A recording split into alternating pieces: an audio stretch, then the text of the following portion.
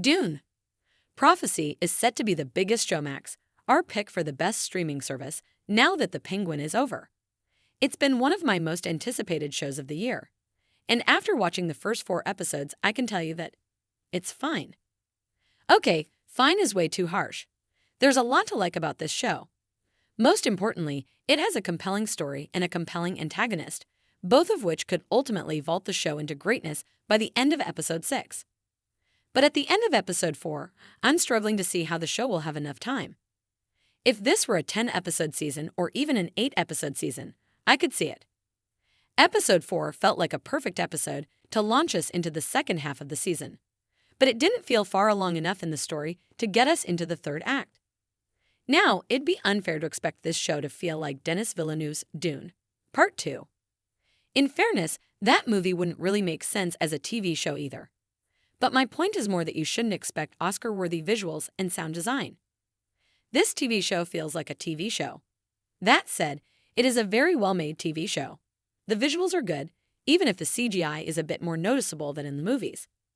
It's more about the people talking in rooms than broad sweeping visuals, but as we just saw with Shogun, that's a creative choice that can lead to great television. Unfortunately, the people talking in the rooms are struggling to draw me all the way in. Emily Watson has moments as Mother Superior Valia Harkonnen, leader of the Bene Gesserit order that Dune Prophecy focuses on. But honestly, I found myself more interested in the performances of Jessica Barden as a young Valia. The same goes for Olivia Williams as Sister Tula Harkonnen, who is Valia's biological sister and a Reverend Mother in the Bene Gesserit order.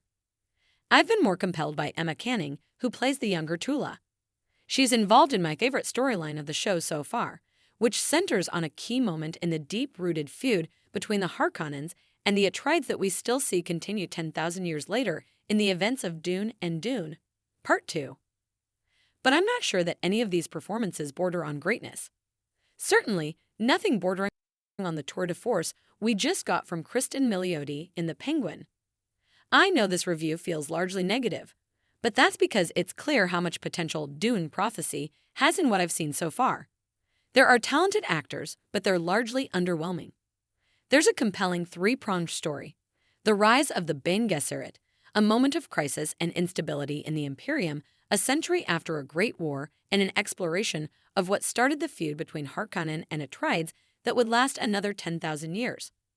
I want to watch more, and I've mostly enjoyed what I've watched. I'm just worried there isn't enough left to watch. If this was a multi-season show, I wouldn't be panicked at all. Even with 4 to 6 episodes remaining, I'd still be confident that the show lands the plane. But with just 2 episodes remaining for me to watch, I'm very concerned I'll be left wanting after the finale. That said, I'm still going to watch every second. Make sure to read our guide on how to watch Dune Prophecy online from anywhere so you don't miss any of the show's episodes. And while you're waiting for the next episode, check out our list of the best movies like Dune to stream right now. There's a chance that we could get one though before the show's end.